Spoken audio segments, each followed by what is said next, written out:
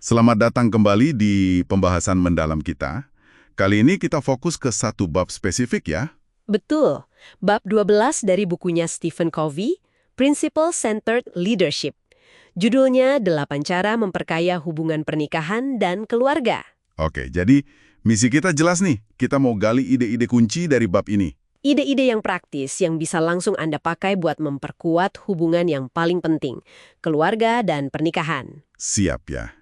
Kita bedah langsung. Covey itu mulai dengan pengingat yang cukup keras loh. Iya, bahwa sukses di luar, di karir gitu, itu nggak bisa nutupin kalau di rumah kita gagal. Betul. Hubungan itu katanya kayak barang lain. Kalau nggak dirawat ya menurun kualitasnya. Ada istilahnya entropi ya. Tepat, entropi. Makanya Covey bilang fondasinya harus kuat dan butuh usaha aktif, terus-menerus. Kayak bertani gitu ya analoginya. Nggak bisa ujuk-ujuk panen bagus kalau tanahnya nggak disiapin, nggak dipupuk, nggak disiram. Hubungan juga gitu. Perlu sabar, perlu kerja keras, dan dasarnya prinsip, bukan trik sesaat. Intinya balik lagi ke membangun kepercayaan. Dari karakter kita yang benar-benar berintegritas. Nah, kalau kita ngerasa, aduh, kebun hubungan saya ini kayaknya udah agak kering nih. Mulainya gimana? Covey kasih langkah awal yang bagus. Semacam cek kondisi diri sendiri. Oh, gimana tuh caranya? Coba deh, Angga bayangkan, idealnya itu pernikahan keluarga mau seperti apa? Soal peran suami istri, soal uang, disiplin anak, komunikasi. Oke, bayangkan yang ideal, terus? Terus bandingkan sama kenyataan sekarang. Nah, celahnya itu, gapnya itu area yang perlu kita kerjakan, jembatan yang perlu dibangun. Menarik. Dan jembatan itu mulainya dari mana? Dari ngomong. Justru Covey bilang, mulainya dari contoh, teladan. Tindakan kita itu jauh lebih kenceng suaranya daripada omongan. Wah, ini dalam nih.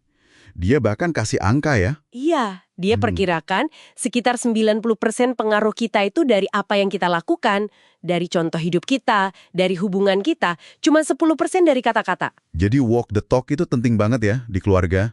Bukan cuma do as I say. Banget. Harus hidupin prinsip itu, jangan cuma diomongin. Terus ada lagi konsep yang menurut saya menarik banget.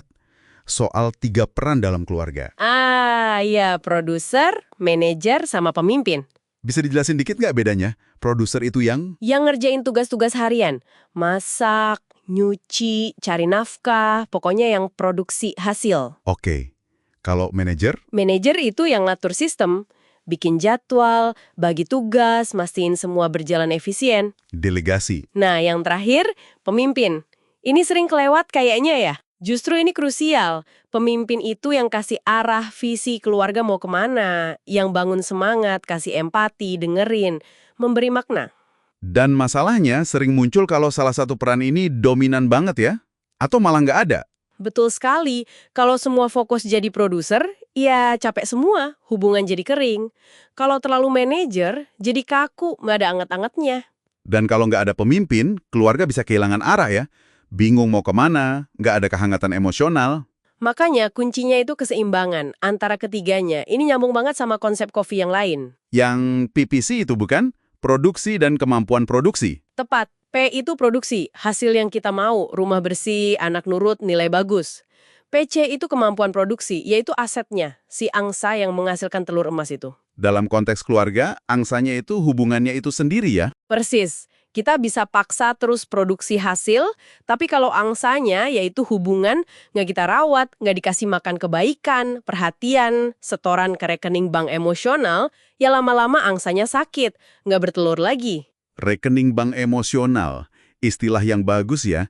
Jadi setoran itu kayak gimana? Ya, hal-hal kecil tapi konsisten. Kebaikan, nepatin janji, minta maaf kalau salah, dengerin pasangan atau anak curhat, itu semua nabung. Biar pas ada masalah, saldonya cukup gitu ya. Misalnya pas anak remaja gitu. Mah, itu dia. Kalau saldo emosionalnya positif, ngadepin badai kayak masa remaja anak, itu jadi lebih punya fondasi. Inti dari visi keluarga, kata Covey, itu cinta tanpa syarat. Oke, selain fondasi, peran, dan PPC, Covey juga nyebutin soal keterampilan penting. Ada 3 ya? Iya, 3 keterampilan vital. Pertama, manajemen waktu, tapi dia lebih suka nyebutnya manajemen diri. Maksudnya? Fokusnya bukan ngatur jam, tapi ngatur diri kita sendiri seputar prioritas. mana yang penting, bukan cuma mana yang mendesak. Oke, masuk akal. Kedua, komunikasi. Ini kayaknya klasik tapi susah ya. Susah karena seringnya kita fokus pengen didengerin, pengen dimengerti. Covey balik, dengarkan dulu untuk benar-benar memahami, baru berusaha untuk dipahami.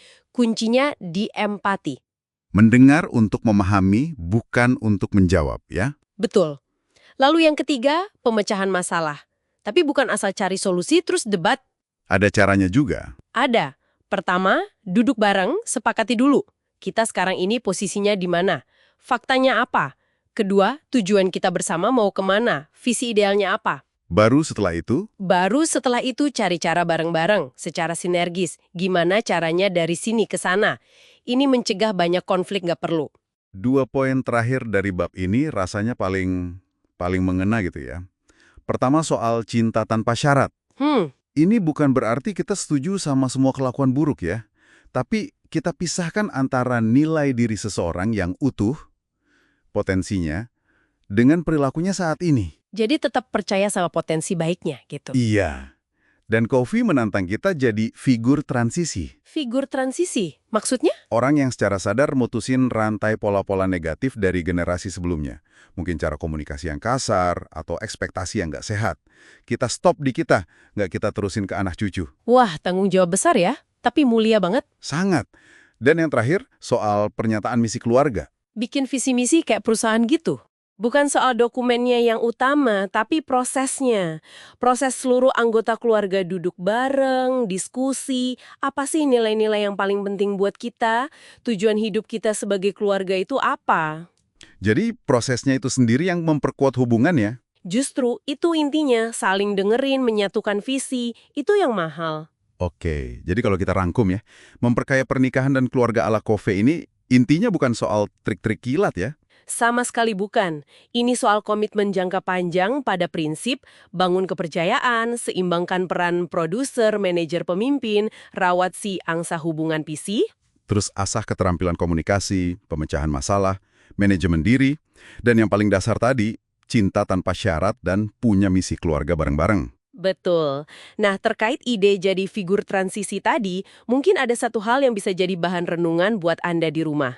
Apa tuh? Coba deh pikirin, ada nggak sih pola tertentu dalam keluarga Anda, mungkin dari orang tua atau kakek nenek, pola komunikasi pas lagi emosi, atau cara nunjukin sayang, atau ekspektasi tertentu yang Anda sadari sebenarnya kurang baik dan Anda nggak mau itu terus berlanjut ke generasi berikutnya.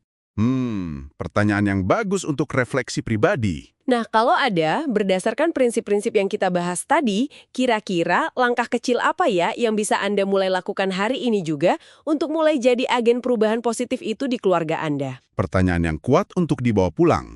Terima kasih banyak atas pembahasannya yang mencerahkan ini. Sama-sama, semoga bermanfaat. Dan terima kasih untuk Anda yang sudah menyimak. Sampai jumpa di pembahasan mendalam berikutnya.